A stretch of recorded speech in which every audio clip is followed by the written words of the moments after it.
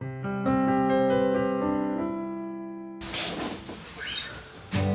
minha paz vos deixo, a minha paz vos dou, paz que alimenta o amor, paz que faz sentido, que traz a segurança, paz que põe de pé a esperança. Glória a Deus, paz do Senhor para os irmãos, que a paz do Senhor realmente seja em nossos corações, nos animando e nos dando esperança nessa situação em que a gente se encontra, amém? Eu queria falar com os irmãos a respeito de algo que Deus colocou em meu coração, e eu vou começar com a seguinte frase: a igreja nunca mais será a mesma. Ô pastor, está profetizando, glória a Deus? Não, isso está ligado à postura que nós temos que ter para que a igreja mude, amém? Os relatos que eu vou falar aqui, eles estão acontecendo depois que Moisés desce do Sinai com os 10 mandamentos e vê o povo adorando o bezerro de ouro, né? E Moisés vê o povo nessa situação, eu creio que ele ficou muito irado e acaba quebrando as tábuas dos 10 mandamentos. Depois acontece uma série de coisas, Moisés coloca a tenda para fora do arraial e todo dia ele vai lá falar com Deus, e ali a gente vê aquele versículo famoso que Deus falava com Moisés cara a cara. E nesse meio tempo, Êxodo 33:18, a gente vê Moisés falando o seguinte para Deus: rogo-te que me mostres a tua glória. A maioria, eu creio que a grande parte dos crentes entende que esse momento foi o que fez com que Moisés nunca mais fosse o mesmo, né? E às vezes a gente vê até músicas a respeito. Há um simbolismo impressionante nisso tudo, mas não é isso que eu quero falar. O que eu quero frisar para os irmãos é o que vai acontecer entre o mostra-me a sua glória e o momento que Moisés desce do Sinai depois de 40 dias. É esse espaço de tempo aí que eu quero colocar para os irmãos, né? Olha só, Êxodo 34:1, olha como que começa aqui a situação toda. Deus fala assim para Moisés: então o Senhor disse a Moisés: alise 2 tábuas de pedra, como as primeiras, e eu escreverei sobre essas pranchas as mesmas palavras que estavam nas primeiras, que tu quebrastes. Às vezes a gente quebra a aliança com o Senhor, nós mesmos, né? Deus diz que vai escrever as mesmas palavras que escreveu anteriormente. E isso ensina o que pra gente? Primeira coisa que isso nos ensina é que Deus não muda. Olha lá, Hebreus 13:8, Jesus Cristo é o mesmo ontem, hoje e eternamente. Desde Gênesis, Deus não muda. Tiago 1:17, toda boa dádiva e todo dom perfeito vem do alto, pois descende do Pai das luzes, em quem não há mudança nem sombra de variação. Não tem 1 centímetro, 1 milímetro de variação em Deus. Deus não muda, Ele é o mesmo. Certo? 2. A sua palavra não muda. Sabe o que é isso? Reflexo de um Deus imutável. Um Deus que não muda, Ele tem uma palavra que não muda. Ele não vai mudar suas normas de conduta, meu querido. Presta atenção nisso. Deus não vai mudar sua norma de conduta por causa de uma atitude minha, de uma reação minha, de algo que no calor do momento eu fiz. Deus não vai mudar, né? Não vai mudar por um ataque de nervos, não vai mudar por nada. Principalmente, sabe aqueles cristãos que quando tomam uma repreensãozinha faz beicinho, né? A gente vê uma geração de crentes misericórdia que não aguentam um ar. E Deus não vai mudar a palavra dele por causa desse tipo de crente dodói, esse crente mimimi, esse crente frouxo. Perdoa a expressão da palavra, mas eu sou muito direto às vezes. No primeiro versículo Deus diz o seguinte a Moisés: alise 2 pranchas de pedra como as primeiras. Moisés teve que refazer o que ele havia quebrado. Moisés teve que refazer as tábuas. Deus não foi lá juntar os pedacinhos com uma cola. Moisés teve que refazer as tábuas. E olha o que Deus está falando para a igreja de Éfeso em Apocalipse 2:5. Recorda-te, pois, de onde caíste e arrepende-te e pratica as primeiras obras. Quando não, virei brevemente a ti e tirarei o teu castiçal do seu lugar se não te arrependeres. Deus está chamando a igreja de Éfeso ao arrependimento. E todas as vezes Deus nos chama para voltar para Ele. Deus mandando Moisés preparar 2 pranchas de pedra não é uma punição. Deus não está punindo Moisés. Na verdade, Deus está chamando ele ao conserto. Está chamando nós, a igreja do Senhor, de volta para a palavra de Deus. Isso também aponta para prepararmos o coração para receber. Nenhuma terra sem preparo, mesmo que a semente seja boa, vai produzir. Vê a parábola do semeador. A mesma semente caiu entre pedregais, entre espinhos, em um lugar que não tinha tanta terra, e só produziu que caiu em boa terra. Quer dizer, o meu coração tem que estar preparado para receber a palavra, senão não produz efeito. Nos versos 2 e 3, Deus chama Moisés ao monte sozinho. E ele vai de madrugada lá para o Monte Sinai com as pranchas de pedra na mão que ele alisou. Deus quer tratar individualmente com o homem. Ele não quer tratar você num bolo de gente e joga ali a palavra, a lei de qualquer forma. Não, ele quer tratar individualmente com o homem. Certo? Não ser mais o mesmo não está ligado a uma profecia. Não estou descartando profecia. Não descarto de forma alguma isso. Não é simplesmente uma experiência em si. O que Moisés viu na presença de Deus é um marco, né? As coisas que a gente tem, experiências com Deus, marcam nossa vida. Marcam fases da nossa vida que vão nos levar a crescimento espiritual, certo? Um antes e depois. Sem uma postura de Moisés, tudo aquilo que aconteceu quando ele pede a Deus para ver a glória dele, ia ser algo momentâneo só.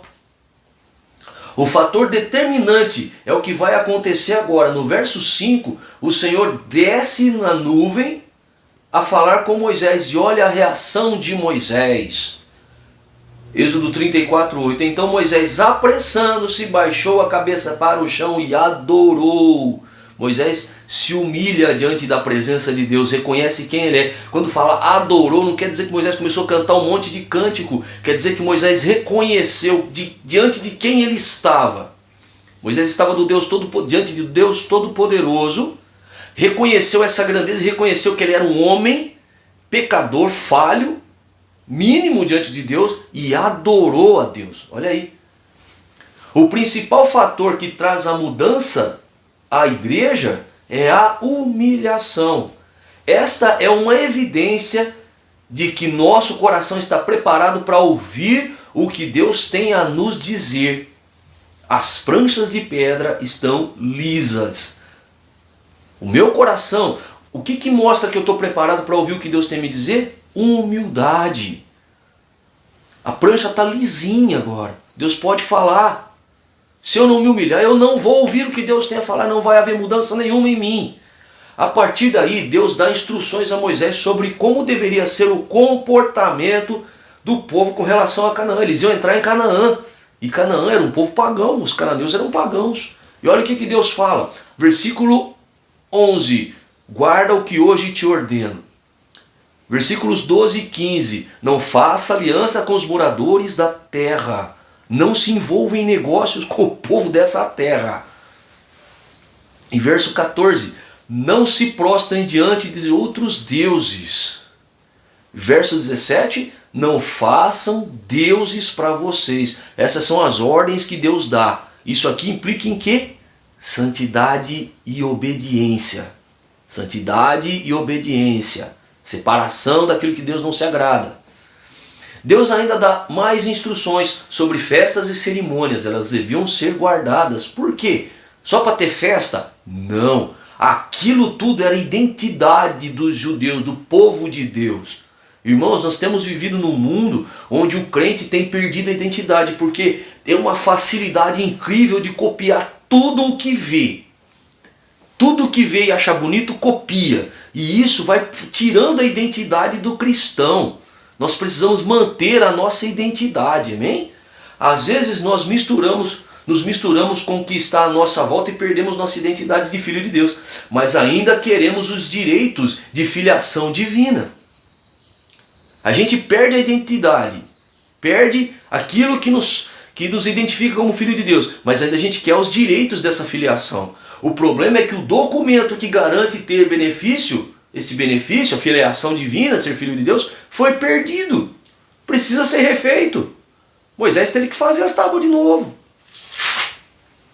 Então Deus diz a Moisés, Êxodo 34, 27, e o Senhor ainda disse a Moisés, escreve tu estas palavras, porque eu tenho feito aliança contigo e com Israel. No verso seguinte lemos que Moisés ficou 40 dias e 40 noites com Deus no monte, e Deus escreveu novamente os 10 mandamentos nas pranchas de pedra. Agora, meus queridos, é que vem a mudança, que todos precisam ver e permanecer em nós essa mudança. O que está acontecendo? Moisés agora está descendo do Sinai. E veja só o que está acontecendo aqui. Êxodo 34, 29. Aconteceu que descendo Moisés do monte Sinai com as 2 pranchas do testemunho em suas mãos, enquanto descia do monte, não sabia ele que a pele do seu rosto resplandecia. Depois esteve falando com ele. O rosto de Moisés brilhava após ter passado aquele tempo com Deus. O que eu quero dizer é que não foi Moisés ver a glória de Deus que fez o rosto dele brilhar, meu querido. Não é isso. Sabe aquele culto que explode, que você chora, que isso e aquilo, e você se comove com a presença de Deus. Não estou falando que você não está sentindo a presença de Deus, que isso não existe. Mas aquele culto que você vibra na presença de Deus, a palavra é uma bênção e tudo mais, não é aquilo que vai mudar a gente. Aquilo faz parte da mudança, não é a mudança em si. Israel viu tanta coisa e boa parte do povo morreu no deserto. Sabe por quê? Israel viu o poder de Deus, viu coisas maravilhosas no caminho do Egito até Canaã, viu muita coisa. Mas a maior parte do povo morreu no deserto. Sabe por quê? Porque eles continuavam a murmurar. Olha a palavra-chave, continuava com o Egito no coração. Não houve uma mudança. A travessia do Mar Vermelho é um símbolo do batismo. Eu quero destacar nessa passagem o versículo 13 de Êxodo 14. O povo está apavorado lá e Moisés fala assim, estai quietos e vede o livramento que hoje o Senhor fará. Os egípcios que hoje vistes, nunca mais os verão de novo.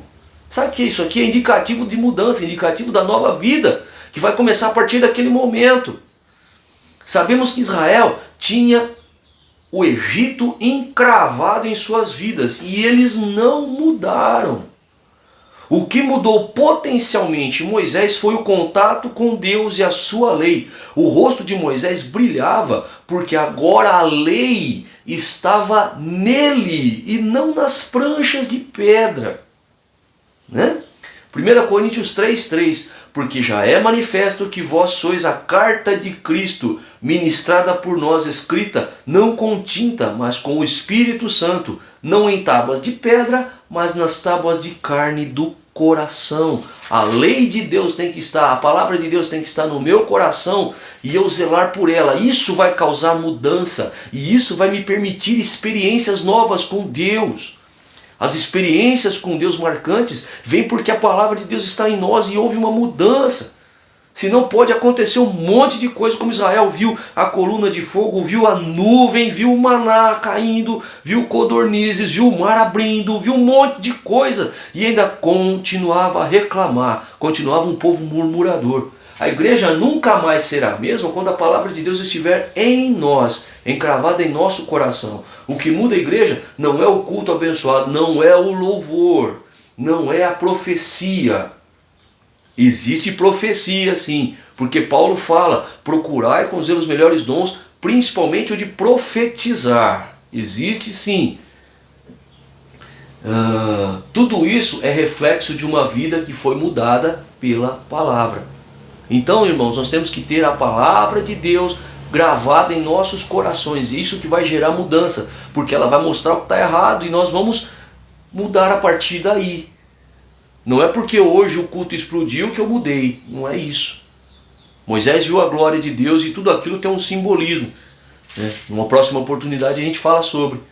Mas principalmente, nós temos que refazer o que nós quebramos, temos que alisar as tábuas do nosso coração, que é preparar o nosso coração, né? Temos que nos humilhar diante de Deus, mostrar que estamos preparados para receber o que Deus tem a nos falar e permitir que essa palavra entre em nós, para que ela gere a mudança que precisa para que a igreja nunca mais seja a mesma. Amém? Deus abençoe. Fiquem com Deus. Que a presença do Senhor inunde os vossos corações. Amém? Aleluia.